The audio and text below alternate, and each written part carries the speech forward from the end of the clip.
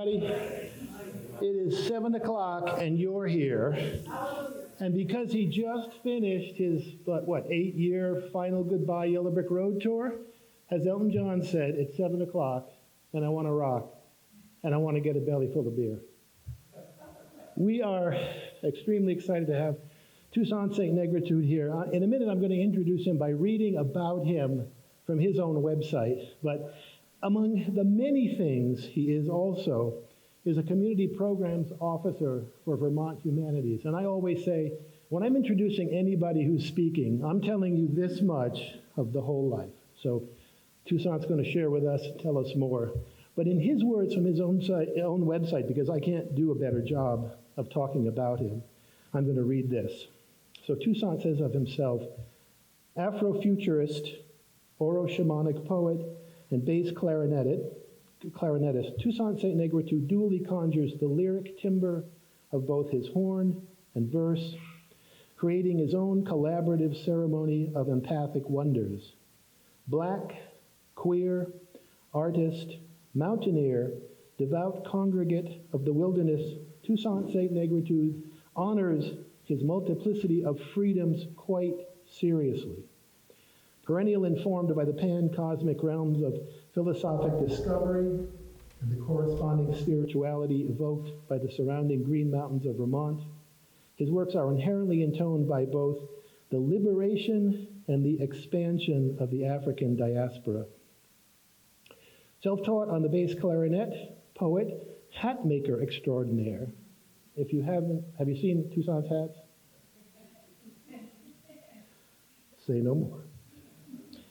He blends the unique dual performance of his poetry and reeds by interspersing his words with the compositions of his bass clarinet.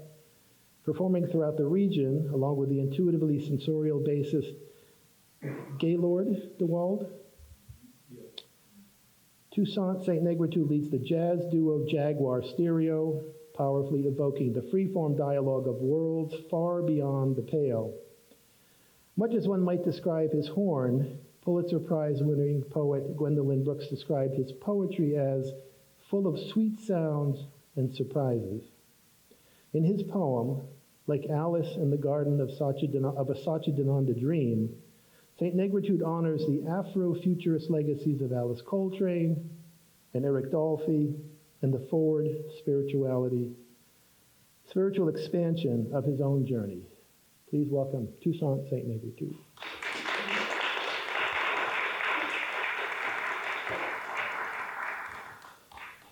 Thank you, Bob, and thank you all of you for coming out. Something to walk up and suddenly your voice is amplified. But thank you all of you for coming out. I'm so honored to perform in this room in front of this magnificent piece. When I first moved to Vermont and moved here to St. J, I loved seeing this. This piece totally changed and made my day. So I'm honored to be here. So I'm going to begin with a little bit of music. I'm sorry, I'm making the mic pop a little. I'm going to begin with just a little bit of music on the alto clarinet. Mainly played the bass clarinet, but I recently acquired this alto, and I've just been in love with it ever since.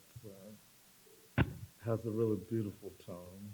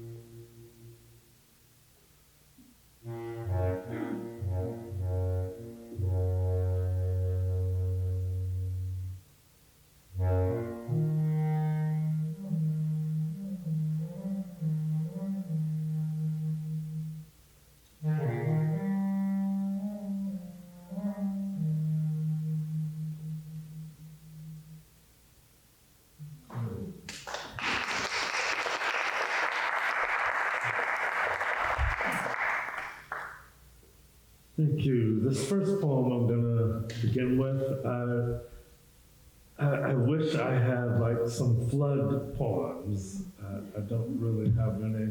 Well, I do have a lot of poems inspired by water, which you'll hear. I definitely want to send all thoughts and prayers for everyone all around the state that is dealing with this recent storm and with the rains that are about to start tonight. I keep hearing references to how hardy and how strong Vermonters are, which we know we are. But I hate to see us go through such a thing. This first poem I'm going to do is called Cosmographies in Bloom. Cosmographies in Bloom.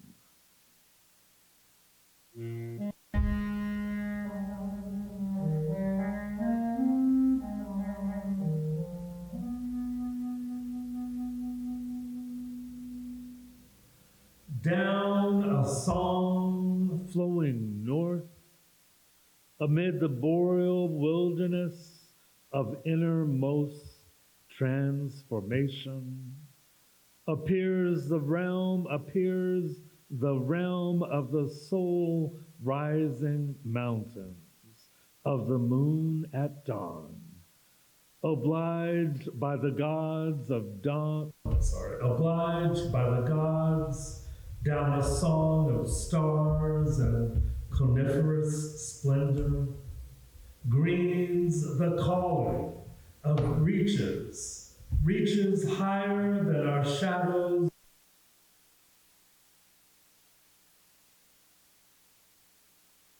North rises the dawn land of illuminations, welcoming the innermost of elevations to passages of expansions duly received. Behold such noble means of galactic introspection. Behold each surrounding peak upon peak. Behold each bewitching reach. Behold this ascension of irrepressible peace. Behold your emancipation from all dominions otherwise. For here is where your unconquerable wilderness glistens in the liberty your passion calls home. Welcoming all illuminations to the dawnland incandescence of innermost reclamations, unshackling the sages from the ages, long now blazing and found. Down this song flowing north, amid the boreal chicories lining the cosmos from the astral floor, appears the realm of the soul rising mountains of the moon at dawn, obliged by the gods of blossoming cosmographies. Behold this land, your passion calls home. Okay. Thank you.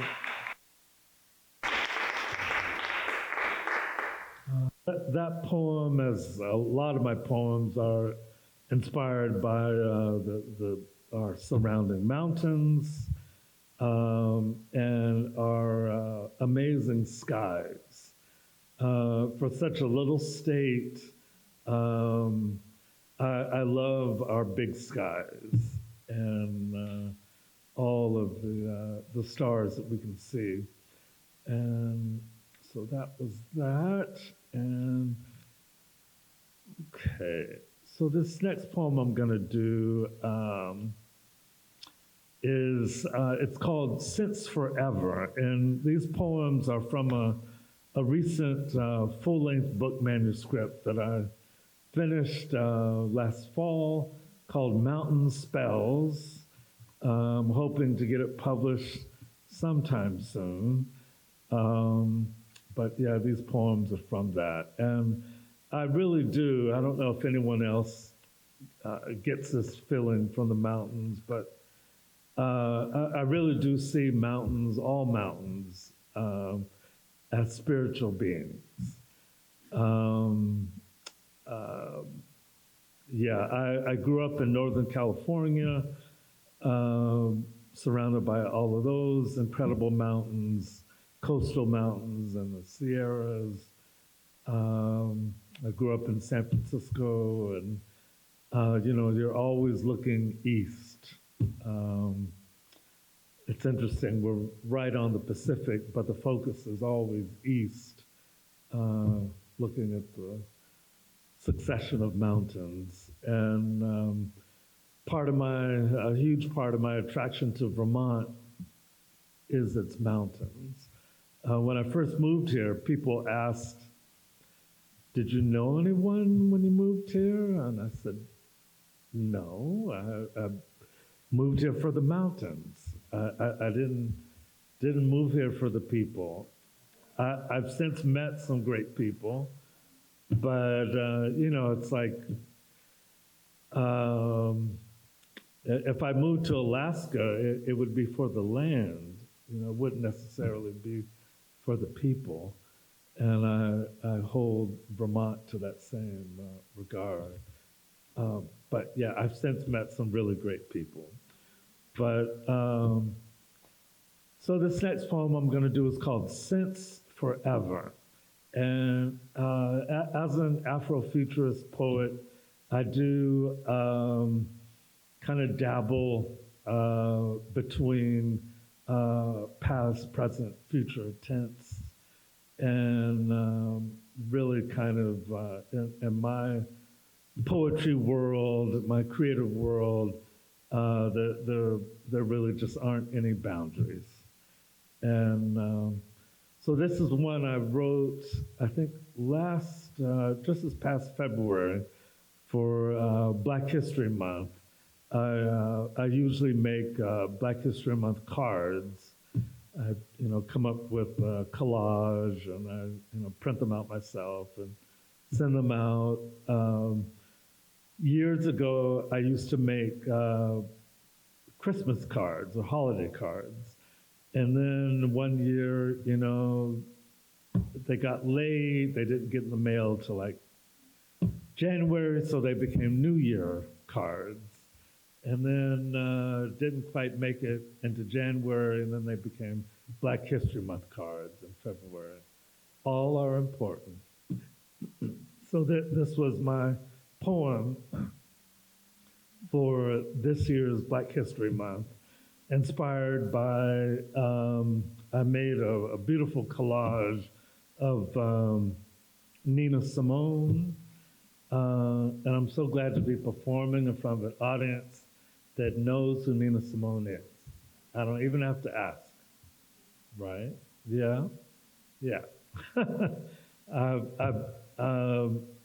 been doing a lot of readings lately and to some younger audiences, and I'll ask if they know Nina Simone, and it's like, no. But, so this was kind of inspired by her and other things, and her classic song addressing racism in the South, Mississippi Goddamn. I did a little spin on that where changed the phrase to Hallelujah Goddamn. So this is called Since Forever. That's just a phrase I remember hearing. I went to college in Louisiana, and my mother's from the South, from Alabama, And I love a lot of the language of the South. And Vermont and New England has great, uh, you know, great phrases up here too. But yeah, since forever, meaning like a long time. Just the first time I heard it, I thought that was such a great mix of like tenses, since forever. So this is called Since Forever. Hallelujah, goddamn. Our future has been waiting for so long now. Our ancestors have been waiting since forever. Hurry up and get. Folks say tomorrow's calling for sugar and all our bowls. Hurry up now and get on up those stairs. Hallelujah, goddamn. Our future has been waiting for so long. Our moms will be so pleased.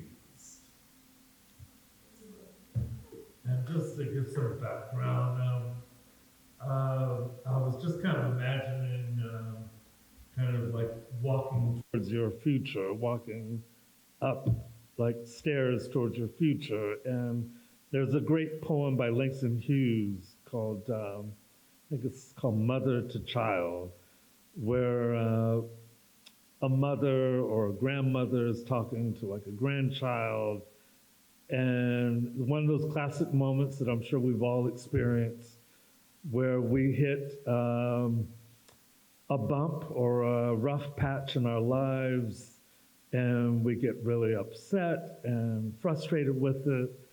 And an elder comes along, whether it's your mom or a grandparent, but an elder reminds you that you haven't seen anything, that your troubles are pale compared to what they experience. And that poem of Langston's really addresses that. It's a great poem, where the grandmother says, life for me ain't been no crystal stair. So, okay. This next poem I'm gonna do, I'm sorry for all the explanations. I just got through teaching at this summer's GIA, the Governor's Institute for the Arts, which was a wonderful experience. I taught a poetry class at Castleton University. And so I've just spent 2 weeks teaching poetry to high school students. So I've learned to, yeah. Thank you, because that was a heck of an achievement. God bless high school students, I tell you. They were great. I really hope the best for them. So this next poem is called In Pots Big as Human Dignity, and pots like the pots that you cook in on your stove. And I had the honor of reading this poem in the State House for one of their devotionals. One of a friend that's a legislator in Montpelier invited me to do a devotional, and I read this poem, which was a great honor. So, in pots big as human dignity.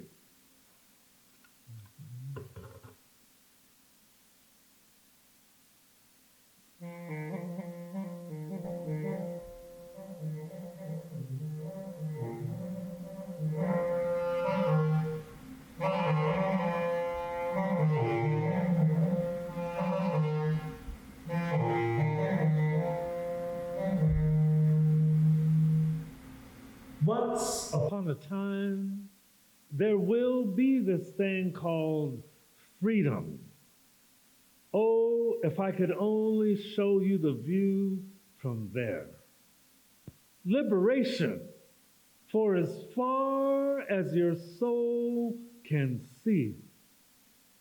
We'll all be loving all the love we please.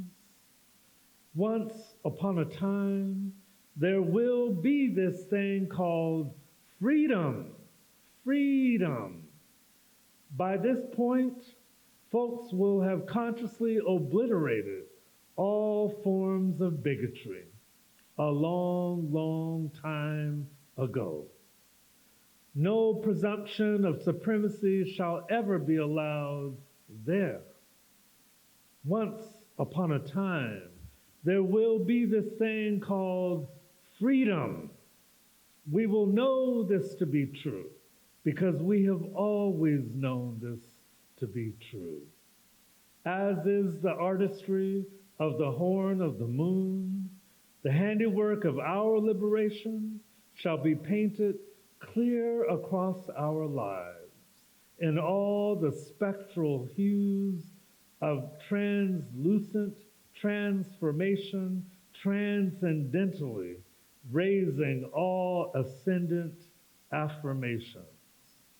Once upon a time, there will be this thing called freedom, liberation, for as far as your soul can see.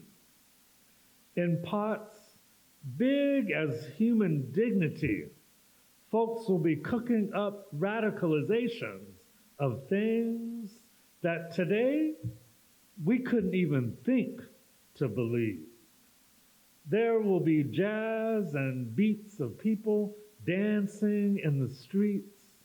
Folks will be so free, so free. Folks will be so free, won't nobody remember any other way to be. Oh, if I could only show you the view from there.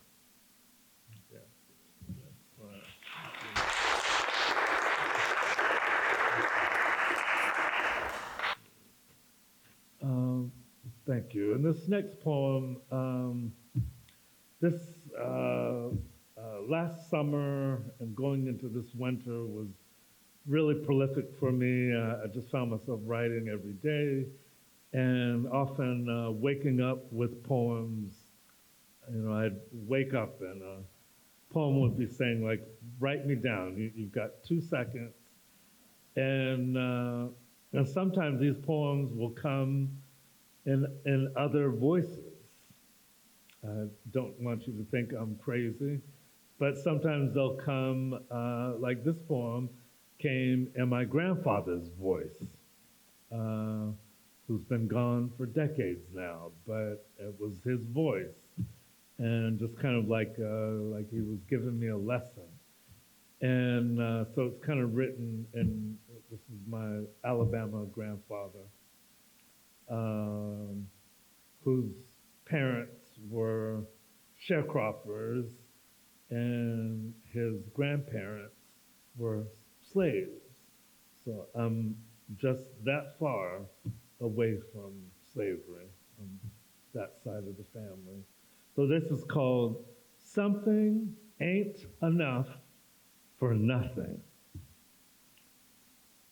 Back in the day, if you ain't had but 3/5 of nothing, you might be able to turn a tea bit of nothing into something. Nowadays, 3 bits of something ain't enough for nothing. You got to be Charles Schwab just to even turn the knob. Ain't no room up in this inn for me and all my kin. Back in the day, we might find a patch of hay. Nowadays, we out with the trash. Be that as it may. That's that there.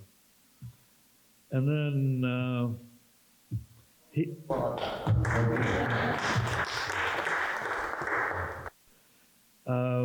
then my grandfather sent me another poem. And I really kind of like this one. And it's called News Overheard from a Long Night's Journey.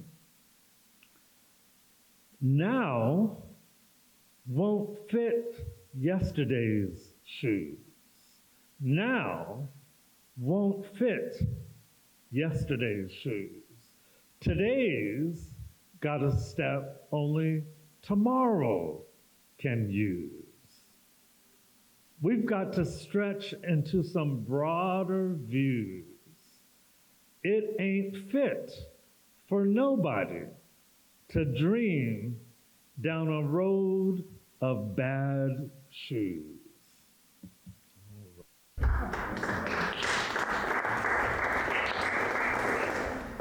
And this next poem I wrote, I guess, in 2020.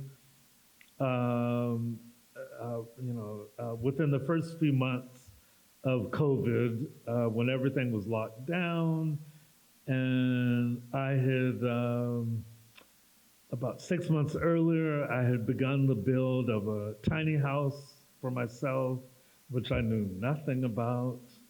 I had very deliberately not known anything about using a hammer or anything. I'm a proud poet. Like I don't even fix like flats on my car, but I'm joking. But so I'd start to build a tiny house, which took about 2.5 years to build. I'm living in it now. I've now lived 2 years in the house, and it's absolutely wonderful. I absolutely love it. But in 2020, when it was all just kind of a dream, and we were locked down, and then COVID, and so suddenly, the friends who were helping me build it, we had to wear masks and trying to build a tiny house while staying 6 feet apart. But we got it done. But when Mother's Day came around, I had planned to, months earlier, I had planned to visit my mother for Mother's Day. But, of course, everything was shut down. So I wrote my mother this poem, and I've written her dozens of poems over the years. But I wrote this one and made a video and sent it to her. And I really love it. And just some background, so I just turned 64 on July 8th, and so that means I'm old, okay? I've been around for a long time, and so I grew up in San Francisco in the East Bay, Berkeley, Richmond, Oakland, but mainly in San Francisco. But just by the luck of the time, my formative years were the 60s and 70s when the Black Panthers were in my neighborhood. The Black Panthers were the parents of my friends. All of the movements that were going on at the time were there. Cesar Chavez and the migrant farmers movement, and Harvey Milk, and the birth of gay rights movement, and so all these movements were going on right there. And Maya Angelou lived there, and Toussaint St and all the beats. I'm not bragging, but just trying to paint a picture of what it was. And my mother was very much involved and activist in all of those movements. And so that's the background on the poem. So this poem is called Just One Bowl of Love. Just one bowl of love. My mother, having raised an entire revolution, my mother makes a whole loaf of freedom from a bowl of access denied. My mother takes a spoonful of sugar and a handful of courage and sees to the horizons of boundless generations. with a taste of sweet potato pie and a generous amount of divine seasoning, my mother has sweetened the courage of every step I take forward. My mother can nourish the consciousness of the entire table from just one bowl of love. My mother makes the whole world so much more livable, knowing full well I love her more than a mere quarantine of miles can ever tell. I love my mother. Gets me. Yeah.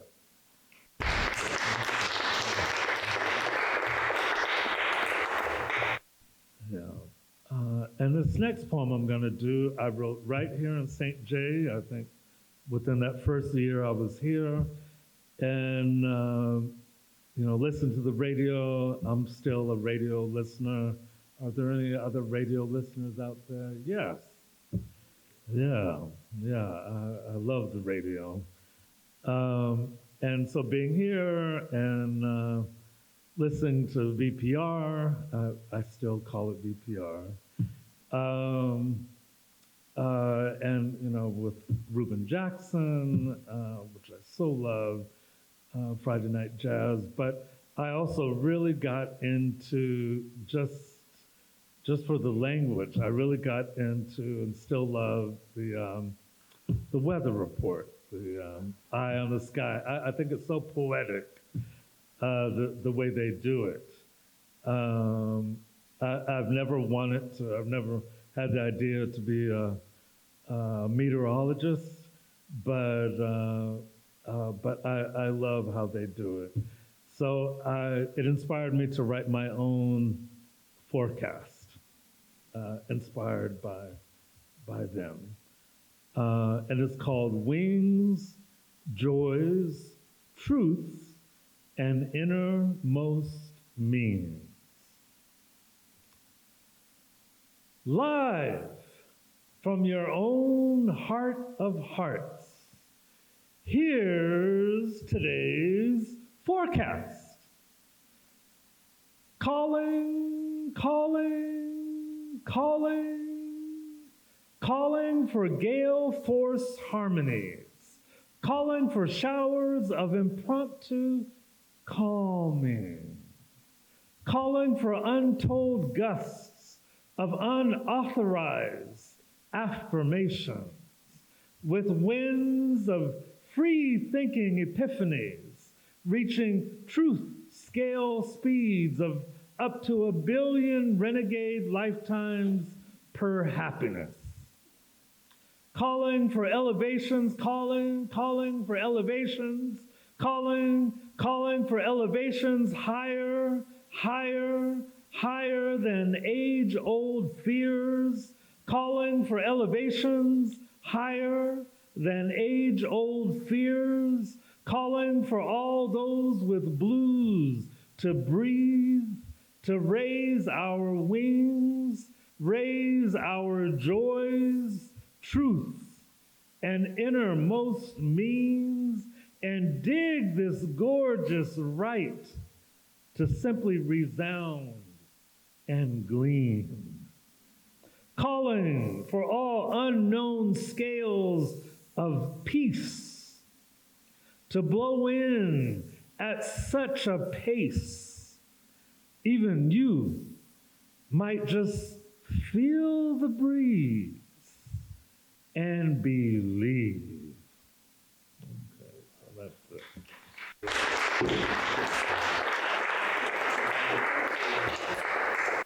I would love to organize a program where poets were invited to do the weather report or the forecast. I think it could really be helpful.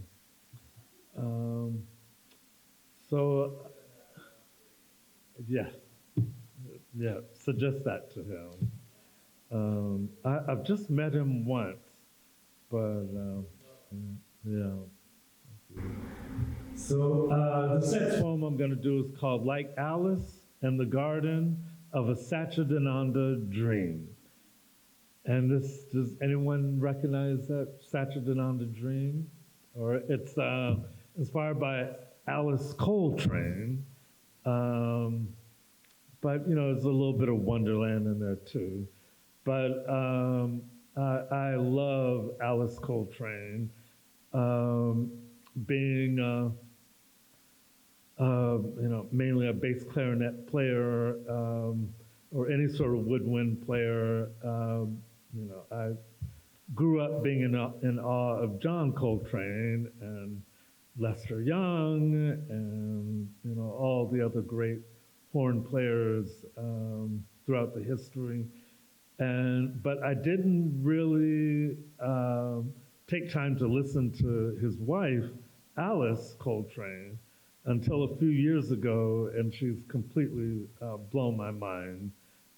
Pianist, and she also played the harp, and she really kind of introduced the harp to jazz beautifully.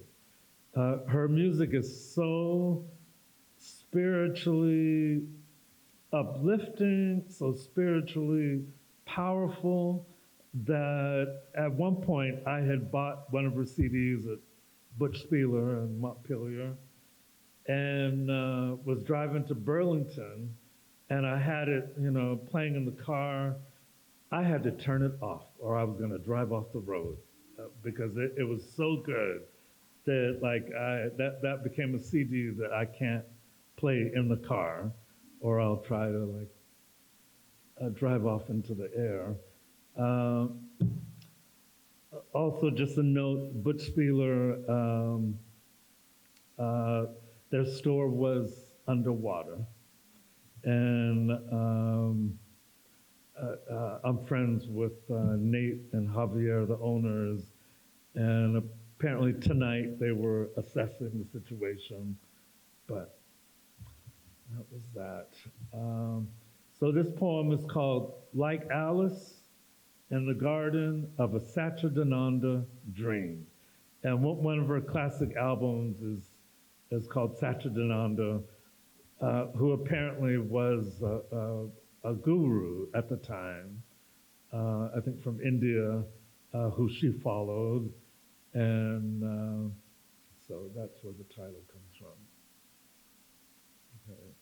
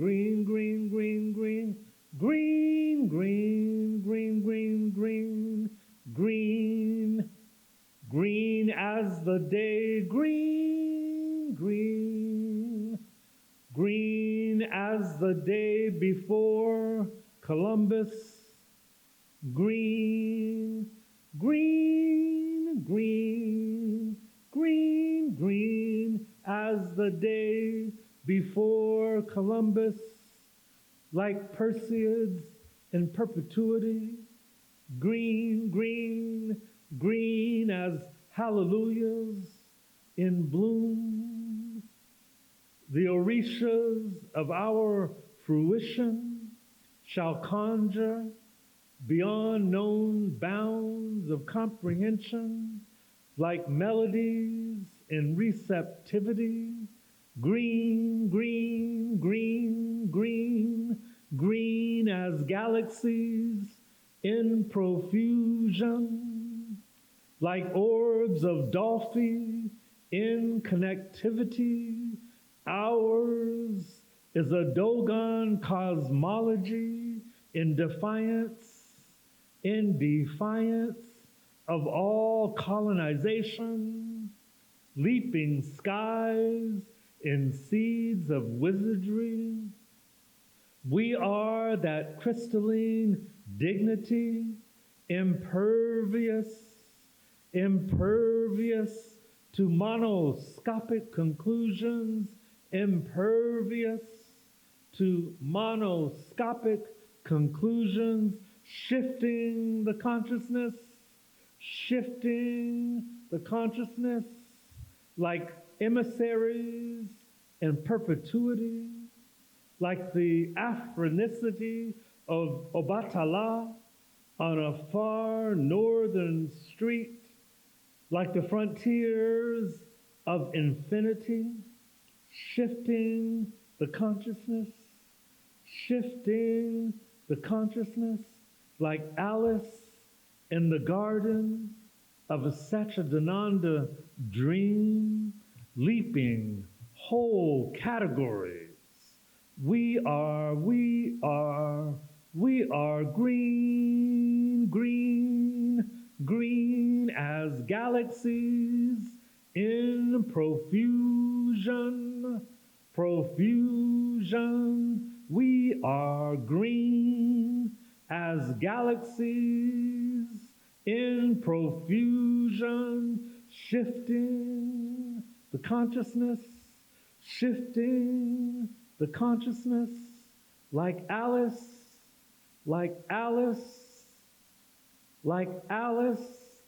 in a Satchidananda dream.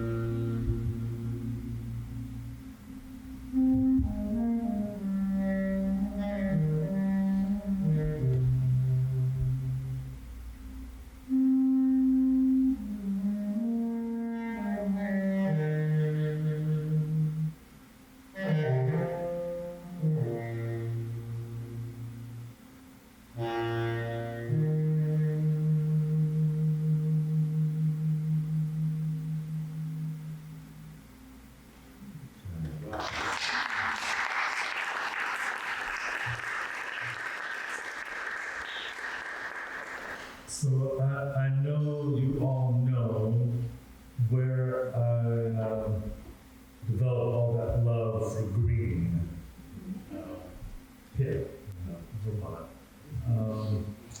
This next poem I'm going to do is called Rise and Shine. And in parentheses, it's Rise and Shine, or 7 Steps to Going Rogue. And this was also written during those first few months of COVID when things seemed so crazy, so unknown. And this is another poem that really just kind of, sometimes writing poetry can be similar to, as I imagine, sculpting like out of marble or stone, where you really don't know what it's going to be until it's finished. And the poem kind of tells you what it is. So this ends up being kind of like kind of my version of like a fitness thing, or aerobics, or yoga or something. Just kind of a spiritual exercise. So it's called Rise and Shine.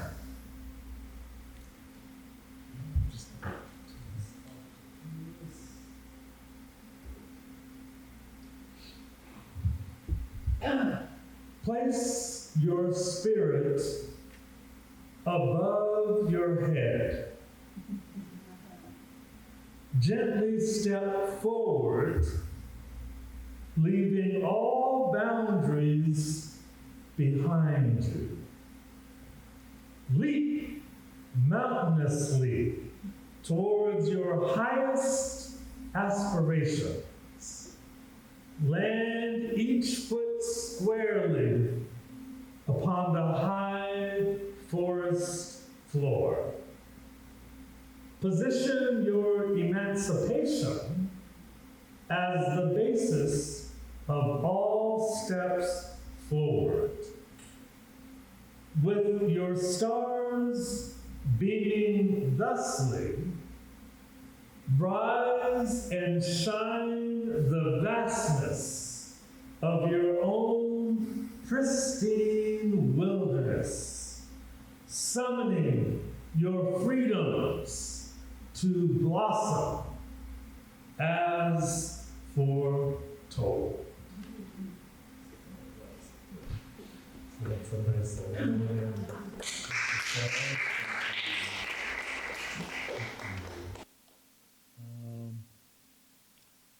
Okay.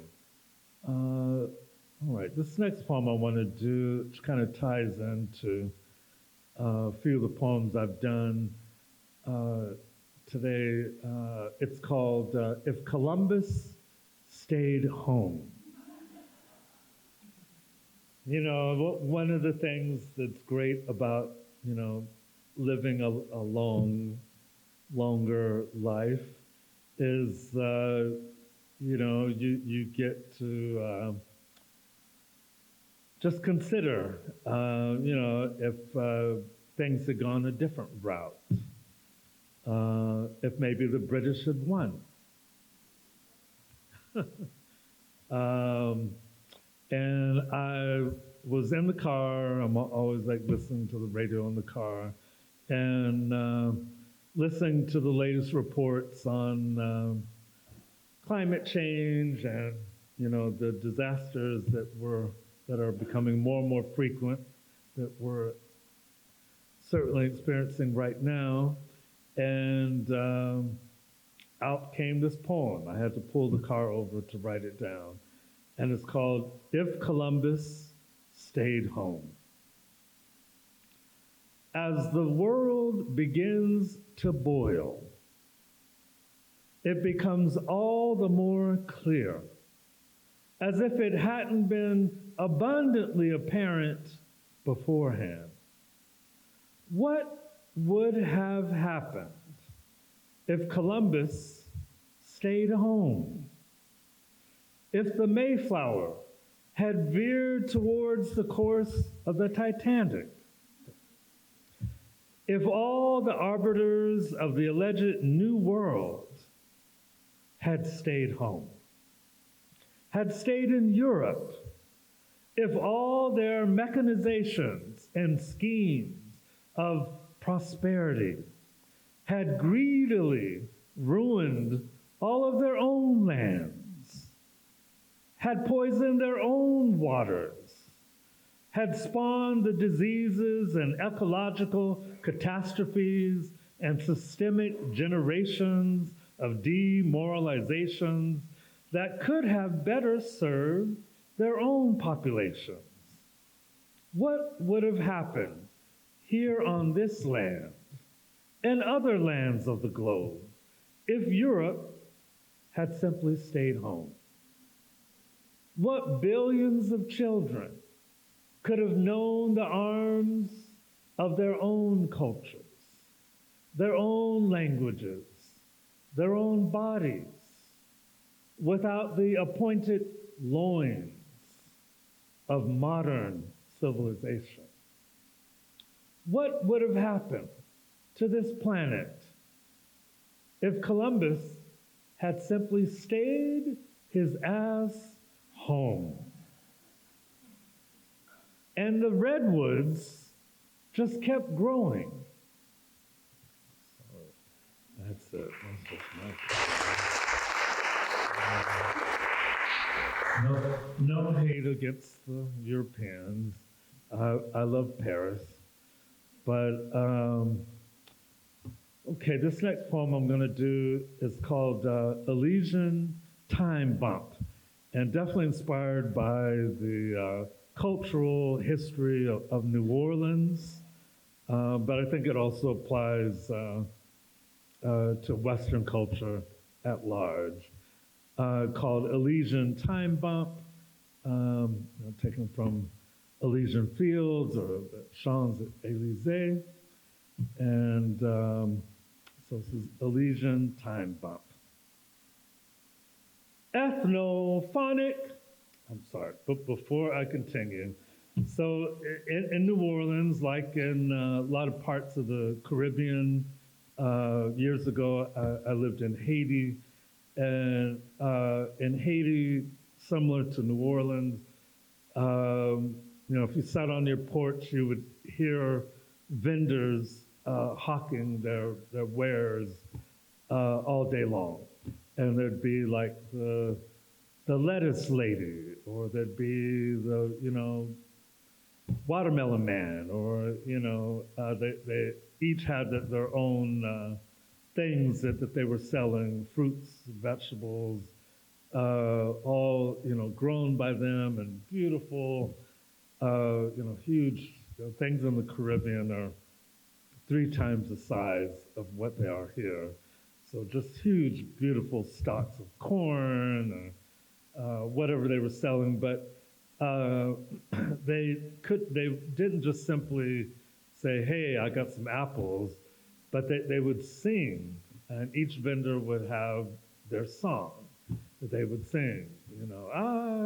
I got apples or whatever. I can't sing like them.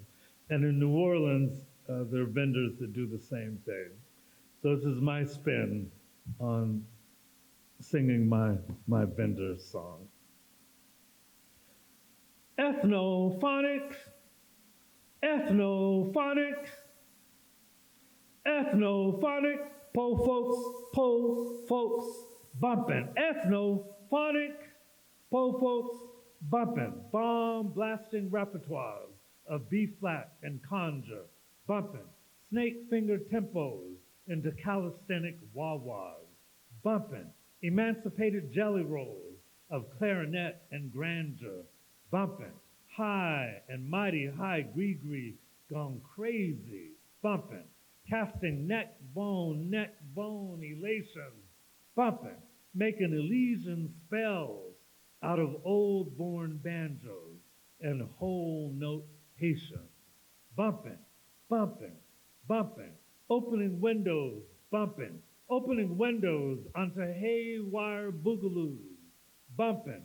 Clashing voices with the stomping of some heavy storm, bumping, bumping, bumping, walking, bumping, walking into birdland in the key of Congo Square, bumping, bumping, feeling mighty fine, bumping, bumping, feeling mighty fine, bumping, bumping, feeling mighty fine, bumping.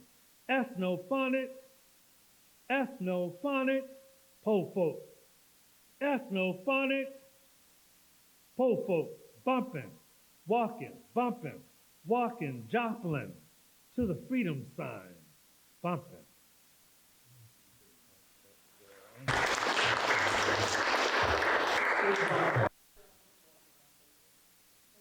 Page, please. This is it.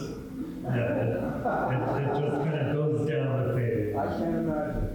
Yeah, thank you. I think that's the first time anyone's asked me to hold up the page. That's good. I appreciate that. Okay. Poets, we can go on forever and ever. So I'll just do a few more. This one I wrote, my 3rd or 4th year here in Vermont, and it's called All Green Lights. Even though I definitely consider myself a Vermonter at this point, I know that pisses off a whole lot of people. So I love saying it even more. But even though I do consider myself a Vermonter at this point,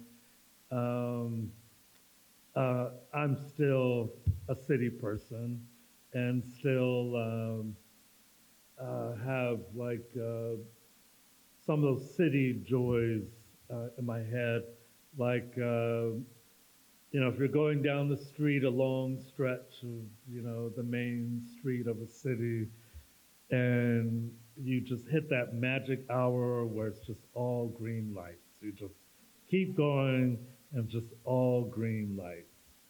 And so the name of this poem is All Green Lights. You can't stop a mountain from standing on your toes. You can't stop the sunrise from Manhattan or Rome.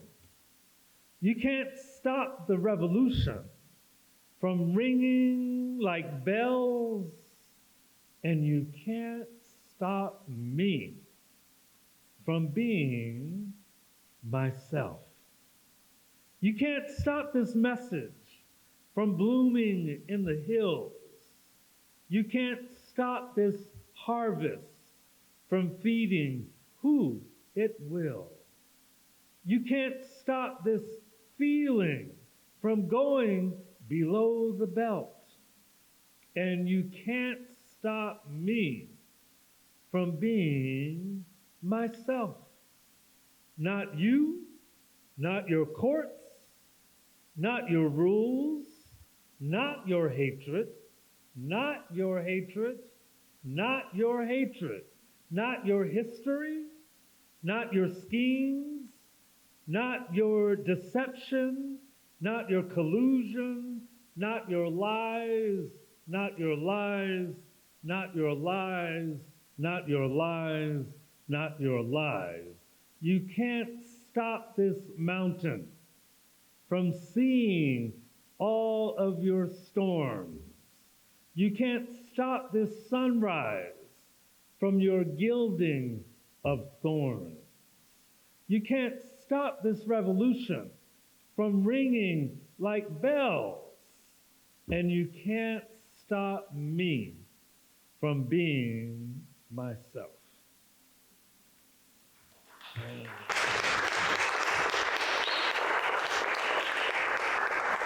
This poem addresses all sorts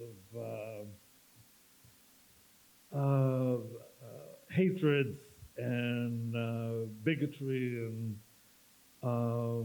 all sorts of hate out there. And I particularly direct this poem to those who have attempted to shut me down. Like an event last month in Lindenville, where for the first time in my life, I was assaulted by a hate group.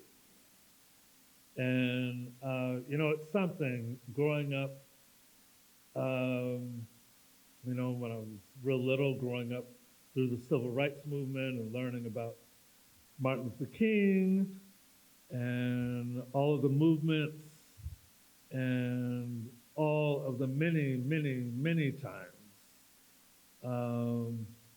they were attacked and lynched and harassed and bothered, but somehow in the charm of what we think of as modern America, I never imagined that I would be confronted by a hate group chanting my name in my life, and that I didn't have to go to Mississippi to experience that. I didn't have to go to Alabama. I didn't have to go anywhere south of D.C. I didn't even have to go to Massachusetts. But I experienced that here in Vermont. Here in the state that is so known and that, we can often be so proud of it being so progressive. But that was not my first encounter with hate in Vermont. Unfortunately, I've been here 14 years, and it's been a 14-year legacy. It's been so consistent, so persistent, that I've just come to understand it as part of the Vermont vernacular, the N-word. And I've been called it in Burlington on Main Street. I've certainly been called it here in St. J. I've been called the N-word in Montpelier. And it's just been so consistent that I've just come to understand that, I've never been to St. Albans, but I understand that if I go to St. Albans, someone's going to call me the N-word. A lot of places in Vermont I haven't been yet, but unfortunately I haven't been anywhere in the state where I haven't heard that word. So this incident in Lyndonville was not my first encounter, and why I have insisted on staying here is up for discussion. I do love Vermont a lot, and I guess that's the reason why I am still here. And a lot that I do love about Vermont supersedes that hate. But as I've told people from my first few months here, throughout my stay here in Vermont, that I never intended to move here to become a martyr. That was never my intent. It's not my intent. I am glad to know, just kind of using the metaphor of like cave dwellers, I am glad that I do know what's beyond the cave, and that there are other options out there. But as Bob read in my introduction, I do take my freedom seriously, as all of my ancestors did, as my parents did, and I will be damned if I'm going to let any place, let alone Vermont, mar my freedom. And it's the same freedom as we all deserve and exercise, human freedom. And so I guess that's why I'm still here. But again, I'm not here to catch a bullet.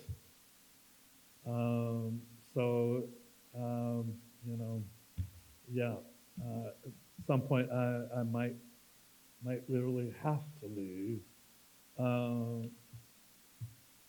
Now, there are people who have volunteered to guard my home with guns. And it infuriates me that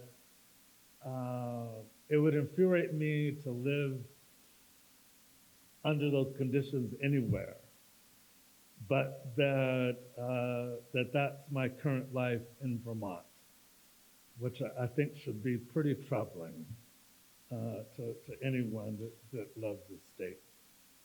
So, okay, that's that. So I'll do a few more poems here. And just one thing from the articles that came out on that experience and their research of the journalists, I found out that the group that assaulted me at one point literally chased me down the street. They were associated with the Proud Boys.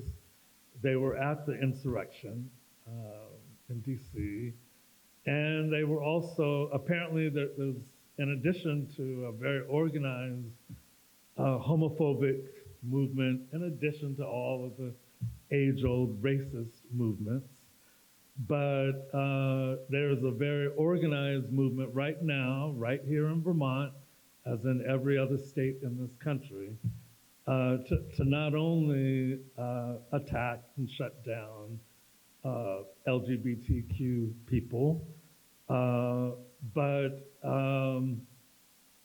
in classic American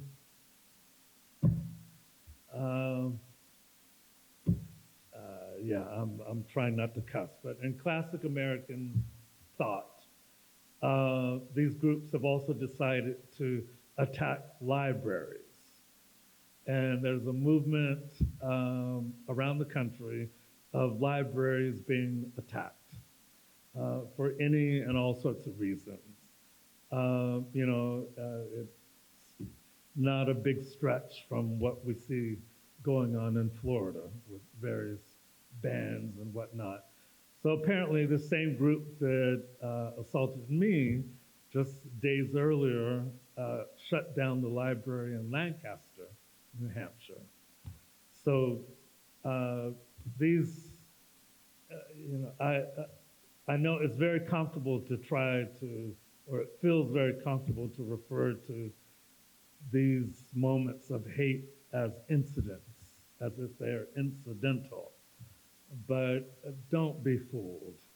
They've never been incidental. This is a very organized movement going on, and I hope that all of us who do believe in love will stand up against them. So this is a poem that's kind of a rebuttal to those sort of small-minded people. And I call it, I refer to those people as small-time boys. Small-time boys, always sniffing at my joys, looking at my voice, licking at my toys, small-time boys, dancing tantrums in my foils, pitching ransoms full of noise, thinking they can ride my passions with such teeny little egos, full of such itty-bitty swords, small-time boys, falling fast around my poise, thinking God's hand almighty somehow graces them to storm my shores, small-time boys, always sniffing at my joys, flipping colonies in the guise of snakeskin lures, small-time boys, better get from around my floors. I'm a whole lot of reason. Liberation gets to stomp the shit out of all them small-time boys.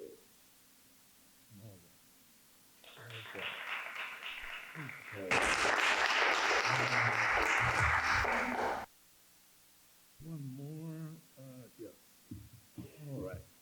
Thanks so much for coming out and hearing me, and for all the poets in the series. Thanks so much. I really appreciate it. The kingdom is my home. This is where I live.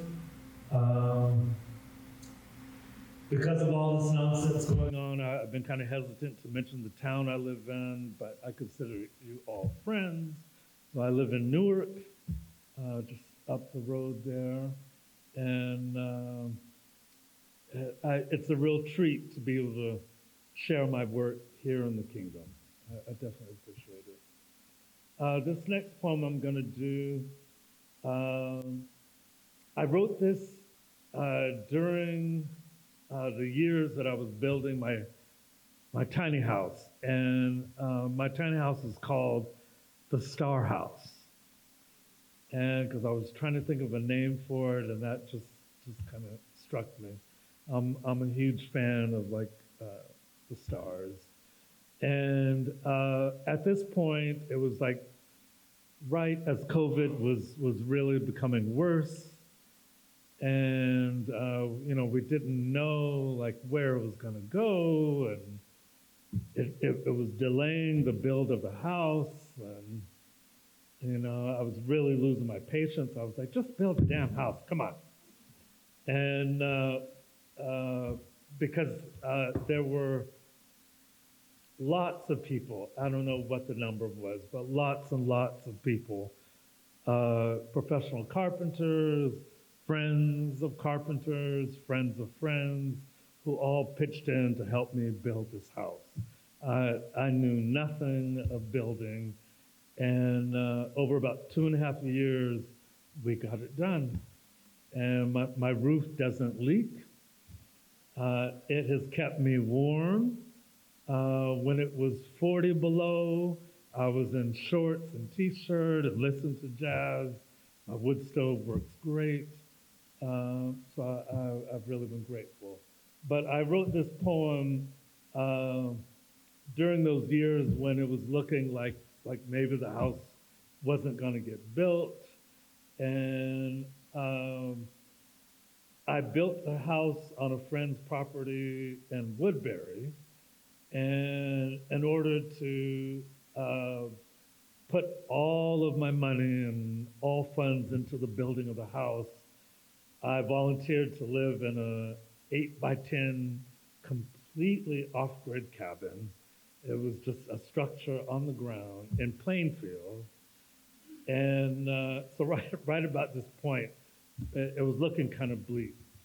And so I just took a hike during the winter, just took a hike up in the hills behind the cabin where I was staying and wrote this poem that really ended up kind of inspiring the rest of the build. It's called Through the Wilderness.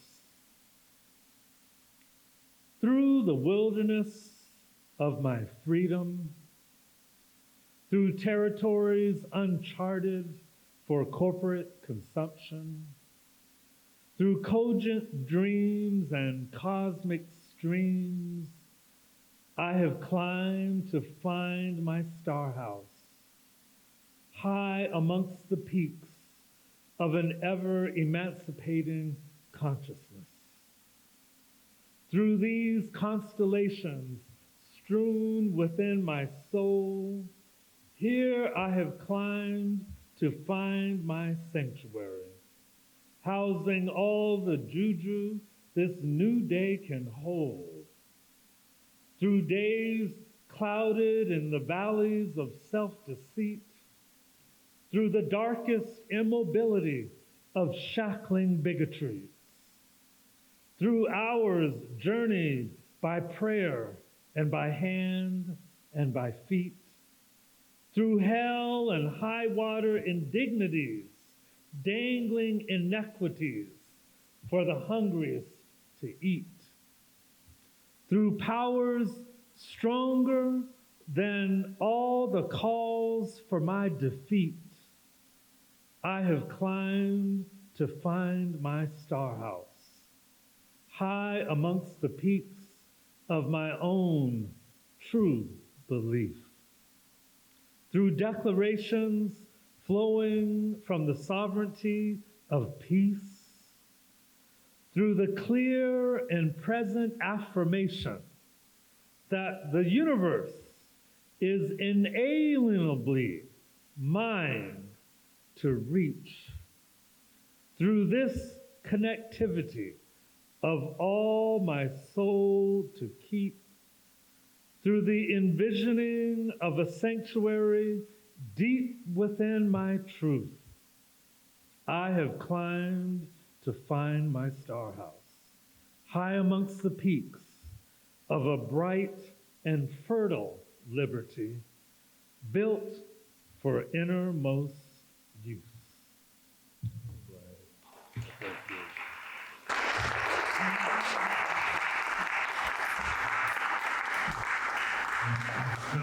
Play just a little bit of music to go out on. I've really come to see the clarinet, or as I enjoy playing it, as a real meditation instrument.